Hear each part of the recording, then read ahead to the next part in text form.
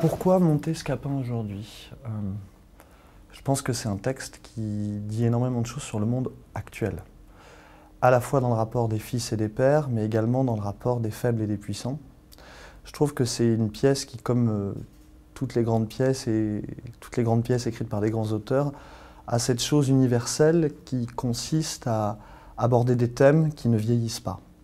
Après, il y a évidemment une envie de faire rire, une envie d'utiliser le rire à l'endroit même de son étymologie, c'est-à-dire qui nous donne à voir.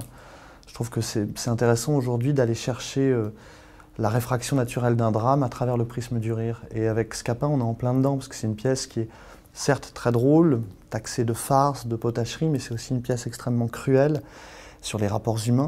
Moi, ce qui m'a fasciné dans cette pièce, c'est aussi évidemment Scapin. Scapin, pour moi, c'est le valet de tous les valets. Au milieu de tous les valets de l'histoire du théâtre classique, en passant par les Harlequins, par les Sganarelle, c'est vraiment le plus filou. Il a en plus une dimension qui m'interpelle dans la mesure où c'est quelqu'un qui n'a aucun intérêt à faire tout ce qu'il fait. Il ne touche pas un centime sur les 2 affaires d'argent qu'il règle pour les 2 fils, et il n'a aucun autre intérêt que le plaisir que de donner des coups aux puissants. Donc voilà, c'est une pièce vraiment moi qui me parlait aujourd'hui. C'est aussi une envie d'acteur, une très très forte envie d'acteur, avec des figures de comédiens, entre autres Jérémy Lopez qui joue Scapin. C'est quelqu'un avec qui il y a une longue histoire, parce qu'il a été mon élève au Conservatoire de Lyon, c'est un pur Lyonnais, il est passé après par l'ENSAT, rentré directement pensionnaire à la Comédie Française. Je pense qu'on ne peut pas monter Scapin si on ne trouve pas l'interprète de Scapin, l'acteur qui pour nous incarne le mieux Scapin. Et Jérémy, il est cette figure du mec passe-partout, taille moyenne, poids moyen, gueule moyenne, on pourrait dire ça comme ça. Mais c'est mon Scapin et c'est un acteur absolument hallucinant. Pour moi, je le dis souvent en parlant de Jérémy, je ne suis pas le seul, hein, c'est sûrement un des plus doués de sa génération. En tous les cas, il est aussi présenté comme tel par la presse, il est pensionnaire à la Comédie Française.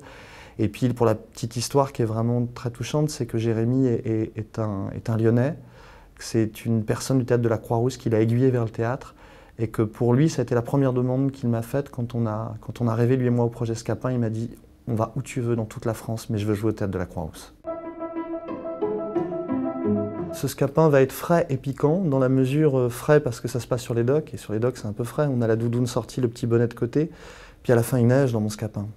On a un Scapin qui meurt ou qui ne meurt pas, c'est toute l'intrigue, c'est selon l'envie du metteur en scène, de cette mort feinte ou non. Et il va mourir ou pas mourir sous la neige, et évidemment piquant, parce que les répliques sont piquantes, parce que c'est cette pièce qui a été écrite, finalement on peut le dire à la va-vite par Molière, parce que c'est une pièce qu'il a écrite en attendant une autre, qui est une pièce qu'il a écrite très rapidement, qui apparaissait dans une espèce de nécessité-vertu à un moment où il fallait qu'il produise quelque chose.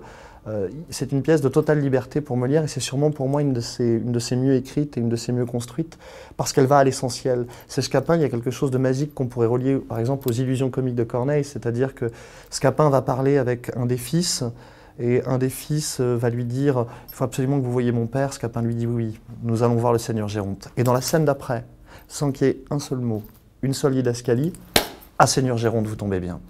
Et il y a quelque chose, c'est un théâtre qui va à 100 à l'heure, c'est un théâtre qui éructe, j'aime à dire que Scapin, il a tout dans la bouche, tout dans les jambes. Voilà, rien dans les poches, rien dans les mains.